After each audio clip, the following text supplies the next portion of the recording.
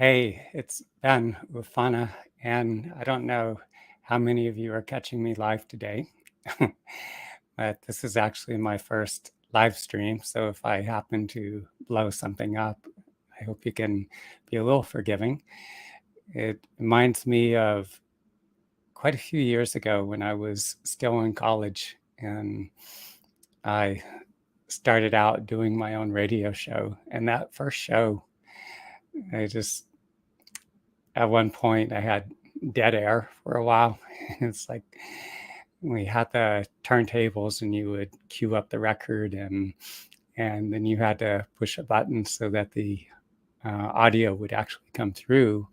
And I don't remember exactly what all I did, but yeah, there were periods where you couldn't hear anything on the air. So, and just a while ago, as I was setting up, the cable internet connection wasn't working. And so I thought, well, maybe I'll have to just use the Wi-Fi. The problem with using just Wi-Fi signal for doing a live stream is that the signal is not very strong and can often cut out. There could be gaps or I don't know, the audio may not come through fully. So they always encourage you to do a direct hardwired connection in order to do live streams. So today I was originally intending to do, I put together this lengthy article, chapter, whatever, on dissociation. And it goes quite in depth on the subject, but I was realizing that I needed some more time to put together the PDF for that. So I'm going to put that off to a later date. But instead, I'm going to cover one of the early meditation practices that I developed. Going back into my mid-20s, it was when the traumas of my own childhood and adolescence began to surface. And so as that happened, I just found myself consumed with this just overwhelming pain, sadness, and grief. And so I just instinctively, I taught myself to dive down into the depths of all those emotions that were so overwhelming at the time. And so I'd go into the very middle of whatever it is I was feeling at any given moment. And then I'd begin to breathe very softly and deeply. And I would go so deep into the pain itself as I was breathing. And at a certain point, I could feel it just breaking open, that pain, just breaking open from within and just coming out of my body in waves. And then underneath that pain, there was like these emanations of warmth. And so as I kept working with this practice over time, what I found is that it began to facilitate the healing of the traumatic wounds. And a lot of that, the drama that was playing out at the time had to do with intimate relationships. And so working with this practice actually helped me to let go of the unhealthy attachments. And of course, I had to combine this practice too with various therapeutic interventions, such as doing deep tissue body work. I had the opportunity to work with a number of gifted healers. And that was incredibly helpful. But the problem is that it's very rare to find individuals working on this level. And so because of that, well, it was around the time I turned, well, in my late 20s, I was starting to feel the pull to go back to the Wichita Mountains. My mentor, Horace, was one of the last surviving traditional doctors, actual medicine man among the Kiowa tribe. And so Horace had transmitted portions of his own healing gifts. And I learned a lot. I gained a lot of tremendous value, but the problem with Horace is that he didn't really know or understand how to deal with his own emotional wounding. And anyone that possesses that kind of intense power, whether it's from the Hindu Vedic lineage, some of the gurus, some of the Tibetan lamas, Sufi masters, people of different spiritual traditions, when they possess all this intense power and they don't know how to deal with the underlying emotional wounding, it's like their psyche and all in their body and all the pain and whatever conflicted issues that they have yet to resolve. It's like that power that channels through them, that they act as a conduit for. That power will act as a prism in a way, and so that power will amplify whatever imbalances, whatever emotional wounding or internal conflicts that individual possesses. And so my mentor towards the latter part of my apprenticeship with him was acting out pretty seriously. And it's a very painful decision. But, it was, I think I was, 24, 25 at the time. And I realized at the time that I just had to go on my own. And so after my mentor had transmitted portions of his own healing gifts, which, starting a few years before during my apprenticeship, that was in many ways, it was like planting the seeds. And so it was up to me to actually start working with people one-on-one individually. But in the course of working with people, it was like pouring hydrogen peroxide into a deeply infected wound, because as that power began to work, it's like a lot of the deeper traumatic wounding was making its way to the surface. And that's part of the reason I found myself consumed with all those overwhelming emotions. And as I mentioned starting out, just kind of instinctively, I learned to dive down into the depths of all those emotions, breathe very softly and deeply. And by doing so, it began to activate these generative healing powers and my body's own innate healing intelligence. And it began to digest, like our life experiences and our subsequent emotional responses. All that needs to go through a process in which it is thoroughly digested. And if we fail to digest whatever it is we're going through, whatever hurts or disappointments or setbacks or stress of a job that we hate or whatever it is, then those emotions, the impressions of those life experiences, whatever energetic component that we absorb from other people or the environment of our circumstance or situations, all that's going to fixate within our bodies. It's going to freeze up. And that's one of the reasons why people over time, they just keep accumulating all this stress, all this residue within their body. And it just, so that if you could imagine, like, say you take the hard drive of a computer or a CD, for instance, and that is a magnetic medium. So it stores data.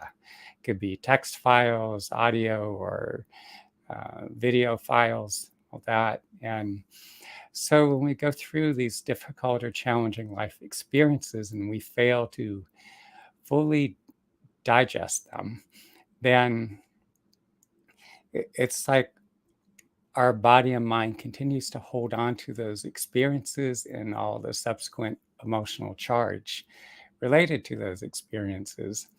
And so over time, all the stress, all this emotion, it just accumulates within the physical, the subtle bodies, accumulates within the actual organs and the tissues themselves. It can have an adverse impact on the functioning of the cells and the organs of the body, all that. And the other thing, it causes us to contract in many ways. So we internalize these stresses, these really painful experiences that we go through at different points in our lives, such as a breakup or divorce or the loss of a job or death of a loved one. All these things, if we don't fully digest it and we're holding that pain inside, over time we tend to contract around these losses or these like stressful, upsetting, or painful experiences and all.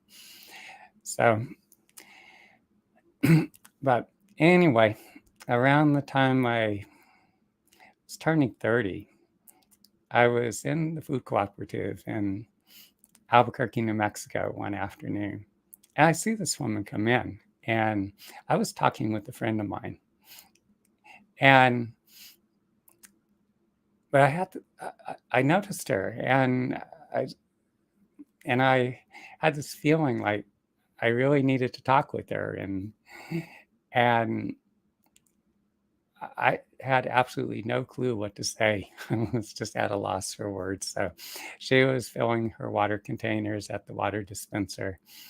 And I just came right up to her side and just not knowing anything better, I just said, "Are you Jewish?" And she looked back at me with this, gave me this look, and she said, "How did you know?" I said, "Your nose," because she had her facial features. But yeah, she was. But anyway, we start talking and end up spending the evening together, and over the coming weeks it turned into a relationship, and there was a lot of good things about that relationship for me, and I hope for her as well. But as time went on, as things were progressing, she at one point indicated that she wanted me to move in and that she wanted children. She wanted to start a family. But for some reason, I don't know if it was, I mean, this is going back quite a few years, back to when I was 30. But I'm not sure if I wasn't feeling at the time that she wasn't the right person, but there was a lot of internal resistance to going forward with that. And it's not that I'm commitment phobic or anything, but in this case, I was just feeling that some deep feeling sense of that it wasn't the right time or person or whatever it was. So understandably, she broke the relationship off. And I was sad and disappointed, but I understood, her reasons for doing so. And yeah, it's probably the best thing to happen. And I ran into her on a few occasions, and she was angry, upset, and there wasn't really anything I could say or do at that point.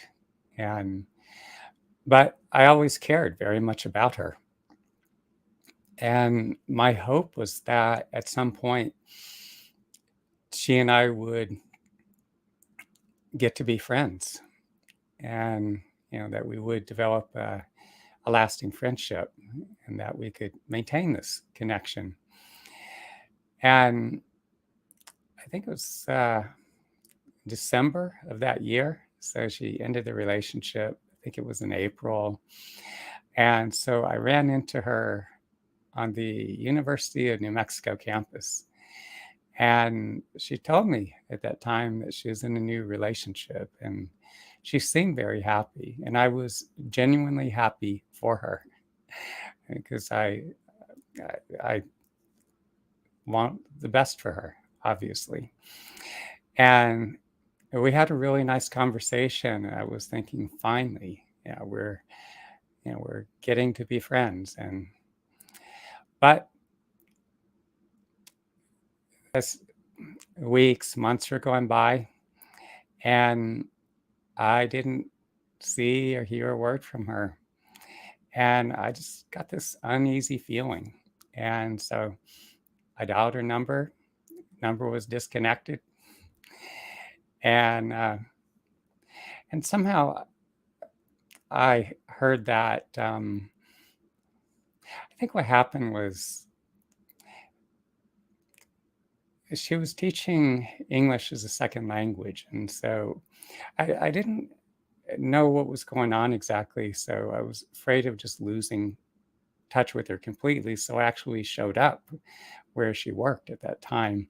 Just, thought like, oh, maybe she just had her phone disconnected. I just wanted to make sure I didn't lose touch with her completely. But she walked in and she had this look of horror on her face, and I could understand why.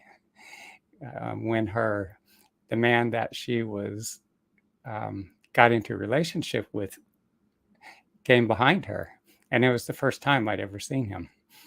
And so he came out after a few minutes, and I spoke with him, and he just apparently what he told her that, well, if you have to be friends with your ex, I will leave you. So he was like so insecure in a way that he couldn't accept the fact that she would have a former partner as a friend. And so, understandably, the fact that she feared losing him, she cut off the relationship completely with me. So, I have this strong sense of loyalty. So, if I let somebody into my life and that person becomes a friend or intimate partner at some point, I always have a place for them in my heart. It's like I always care about them. I mean, there are a few exceptions.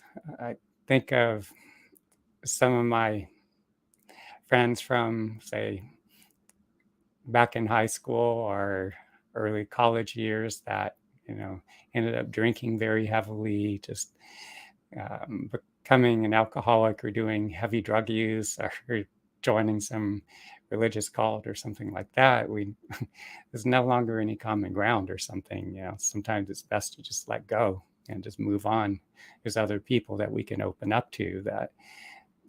But in any case, for the most part, I one of the things I value most in my life is the connections that I share with other people. And so when my former girlfriend just completely cut everything off, and I felt this profound sense of deadness in my heart, like there was this numbing. I couldn't feel much of anything. So at the time, I was still living in Albuquerque, New Mexico, but I worked in Santa Fe a few days of the week. And so I would be driving back from Santa Fe late at night, like maybe 10, 11, somewhere in there. And I love those drives through the desert late in the night. I mean, because most of the traffic had settled down. It's very quiet, and you can just, you know, the desert can be especially beautiful during the nighttime. But like I said, I was still feeling all this deadness in my heart. So one night, I just decided to place my awareness in my chest cavity and where I was feeling all that deadness. And so I just began to breathe very softly and deeply. And at first, I couldn't feel much of anything and just a lot of numbing. I noticed these little faint vapors of feeling emerging. But night after night, as I'd make this journey from Santa Fe back to Albuquerque, I would again center my awareness in the middle of my chest cavity, you know, that space where your heart and lungs reside. And I would continue to breathe into whatever I felt. And as I did so, as the nights progressed, those feelings began to become stronger. There's all kinds of feelings of longing, loneliness, emptiness, sadness. You know, a lot of it's like this volume of emotion that have been trapped in my heart. And I kept doing this practice, you know, for a couple of months actually. And as I continued, it's like it felt like just volumes of all this emotion was just pouring out of my chest cavity. And after a while, it even felt like my entire chest cavity was just aching. It just made me realize that the fact that we do store like huge volumes of all our life experiences and our subsequent emotional responses, whatever we don't digest, it just gets packed into different parts of our body. And so as I continue to do this practice, over time, I found that I was working through more of all those emotions, more and more of that was getting processed. As that happened, it started lightening up. And then there were these like even powerful euphoric feelings. It felt like a sense of being connected to a higher power. And so it was actually a very blissful experience at that point. Just so so this practice is very important because you think about over the course of your life, you've gone through different relationships, maybe you had hopes and dreams, and a lot of times when those relationships don't work out and there's a lot of the drama that plays out, a lot of the conflict, a lot of the sadness, the disappointment, just the grief, the pain of a loss, either relationship or just even going through a divorce, the death of loved ones or a close friend, for instance. And so for the most part, I find that people do not fully process their emotional responses. I find that, for years I was teaching these classes on a weekly basis. Um, and I'd have people showing up that sometimes right in the midst of a breakup, a divorce, but many times months or even years down the road. And I could still see and feel a lot of the sadness, grief, anger, frustration, disappointment, a lot of these emotions are still trapped in the chest cavity and other parts of the body. And so this is a very important practice to work with, because as you do so, it's going to help you to digest those experiences that you've gone through. Many instances, maybe, a lot of time has passed by and you might not even think of some of those people who were once part of your life. But as you work with this practice, what will start happening is that a lot of these emotions will surface. It's going to take time to do this, though. It may not happen instantly. But as you continue to work with the practice, and like when I'm doing practice, I usually do at least an hour at a time, as much as possible. I like to do at least 2 hours a day, if time permits. But if you only have 15 or 20 minutes, do what you can. But the thing is, if you're doing just this little short meditations, like 15 or 20 minutes, sometimes it's a lot harder to access the depth of all those emotions. It's at 15 or 20 minutes, we're just, in a sense, barely skimming the surface. So if you can extend your practice, please do, because it becomes much more effective. But let me describe how to work with this practice. So what you do is that you close your eyes, and or before you even close your eyes, you situate yourself someplace where you're physically comfortable. I would encourage you to actually sit up. And then once you're seated, close your eyes and just bring your awareness to your chest cavity where your heart and lungs are situated. Bring as much awareness as you possibly can to this part of your body. You can put your hands over your heart or your chest cavity if that helps you to focus more. For some of you, it will help you to stay more focused. But as you do so, just notice how it feels. Any feeling, any sensation at all. Now, people have varying degrees of sensitivity. The fact that so many people go through their lives and as much as they can, they're like suppressing their emotions. They're just, whatever it is that they don't want to deal with or feel, they're trying to push it out of their awareness. They're trying to distract themselves. Maybe you have people on antidepressants and anti-anxiety meds, other forms of psychotropic medications. And these medications greatly reduce our sensitivity. They have the effect of numbing us to our emotions. We drink way too much coffee, consuming too much caffeine. That could be very numbing. A lot of alcohol can numb us.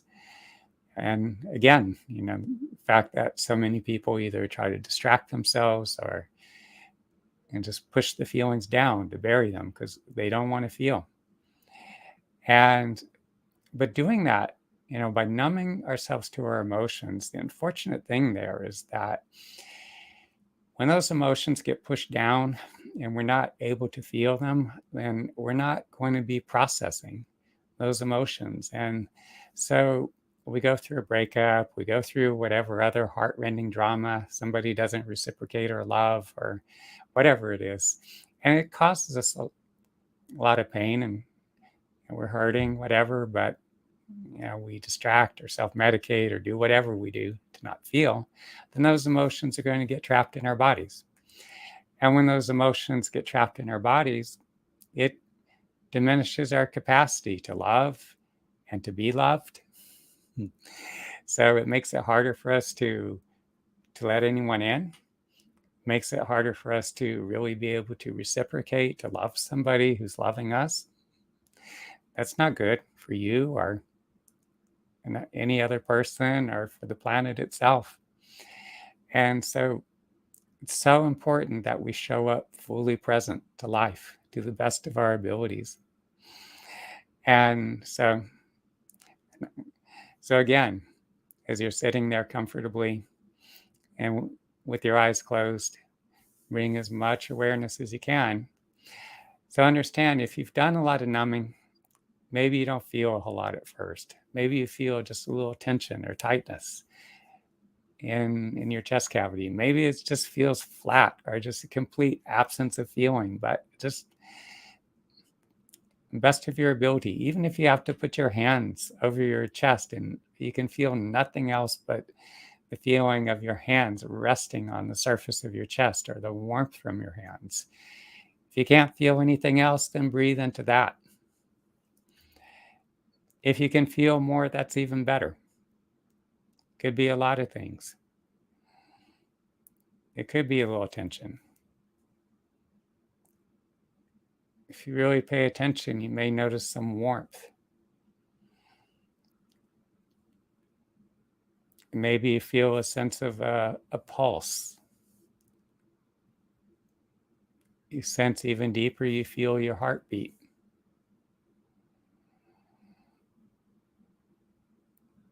If your level of sensitivity is a bit higher, it's very likely you will notice some feeling, some emotion.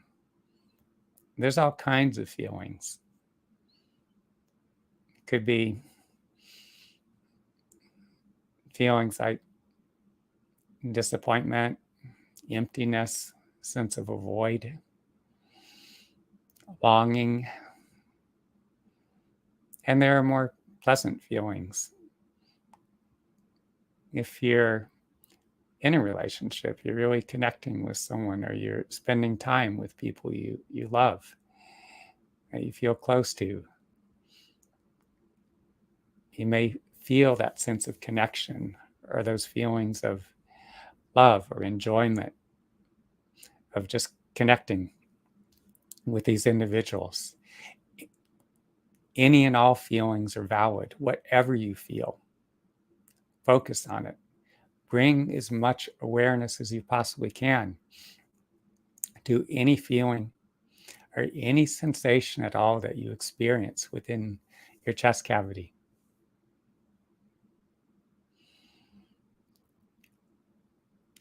Feel as if you're centering your awareness in the depth of any feelings or sensations. And as you do, breathe very softly, very deeply. Breathe all the way down to your abdomen. so softly that if it were just completely silent in the room, you still wouldn't be able to hear the breath. So, very, very softly, very deeply, fully open to all feelings and sensations. Allow the feelings to be what they are. You're not trying to make them go away. You're not trying to breathe them out. You're not doing some new agey maneuver like trying to send life to them. Just feel, honestly feel whatever it is that is there. Whether it's something that's unpleasant or or even if it is enjoyable, just feel whatever is there and be breathing into it very softly and deeply.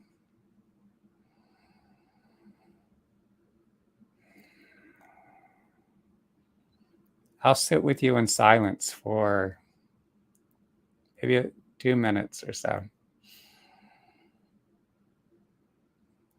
Although my eyes are open, make sure yours are closed.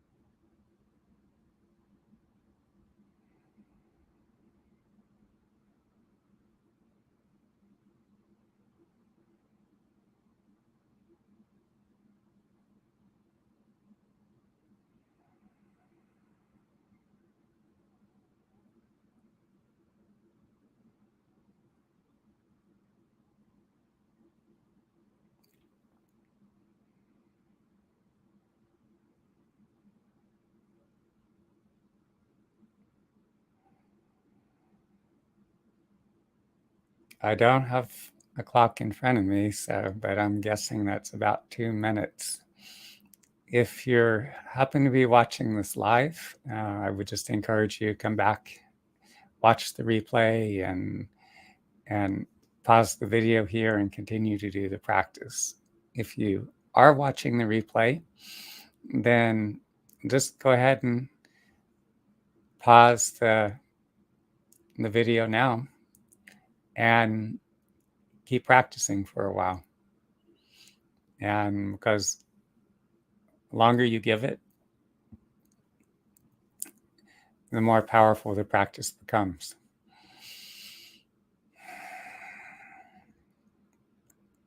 But good thing about working with this practice is that whatever your your body, mind is still holding on to, whatever losses, disappointments. As you work with this practice, it's going to help to bring a lot of that up to the surface. And some people are wondering, why would I want to bring that back to the surface? I'd rather just leave it in the past. Well, no, you haven't left it in the past, because the fact that if it's still living in your body, no, it's not in the past. And if you're still holding it there within your heart, lungs, other internal organs or parts of your body, then it's still very much alive. And the danger is that when we hold a lot of these painful dramas from the past, when they're lodged in our bodies, then there's more likely to, the phenomena is called repetition compulsion. We're more likely to reenact the same types of painful dramas in our relationships or other areas of our lives. So if you're bringing your awareness here, and if it is, a lot of times what will happen is that you'll have emotions surface, memories of things that happened in previous relationships, memories that go all the way back to childhood. And a lot of times you can see and you can feel the connection. Could be something pertaining to what's going on at this point in your life. And even with something happening in the present at this time in your life, you'll see how it connects to prior relationships or things that happened in something with your parents, your mother, your father, or even your siblings, because a lot of times these patterns continue to play out. Our lives become like a series of reenactments in many ways. So as you're working with this practice, as I said, feelings will surface, memories will begin to emerge. And again, when I first did this practice, I felt very, very little. Being that it was so long, I don't remember exactly how long it took me, but probably at least a few days to a week before I really started feeling a lot. So I would say give yourself at least a good week or more, a month to do this practice. By the way, I'm recording from Midtown Manhattan. For those of you who don't know what that is, it's the middle of New York City. So there's ambulances and thankfully no jackhammers going on at the moment, but there's all kinds of noise out there. Fortunately, I'm facing the back side of the building, so that filters out much of the noise. But in any case, the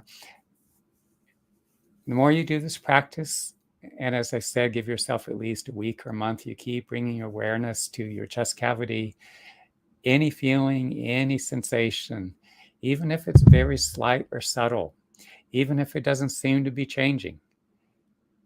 Be patient with the process, give it time, and be willing to experiment, to explore. You're exploring the depths of your own inner being. But whatever feelings, whatever sensations, even if they're slight or subtle, just bring as much awareness as you can. Keep breathing.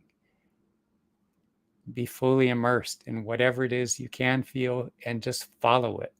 Those feelings and sensations often change as you breathe with them. Don't try to make them change, just let them change on their own. Sometimes, especially if you're in the midst of some kind of heart-rending drama and it evokes a lot of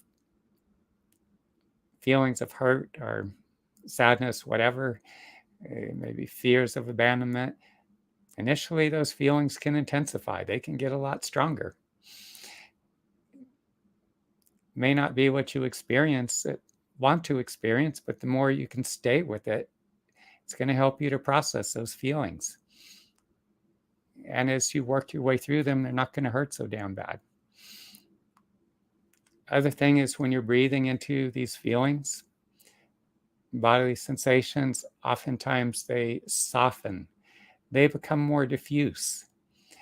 And so there's a lightening. This it gets a lot lighter. You feel this sense of freeing up in your chest cavity.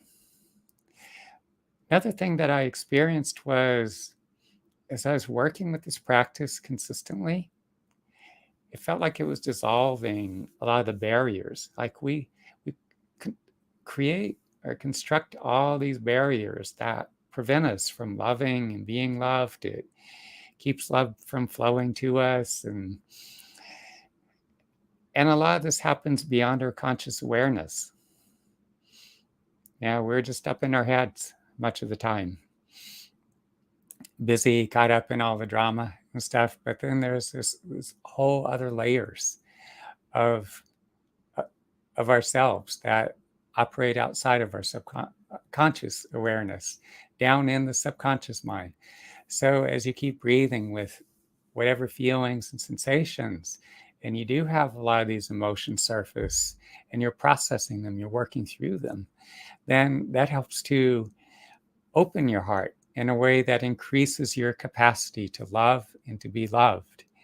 And I found it pretty amazing, like as I was working with this practice a lot, that I would attract more people to me. It's like there was just more of felt like a deeper level of engagement.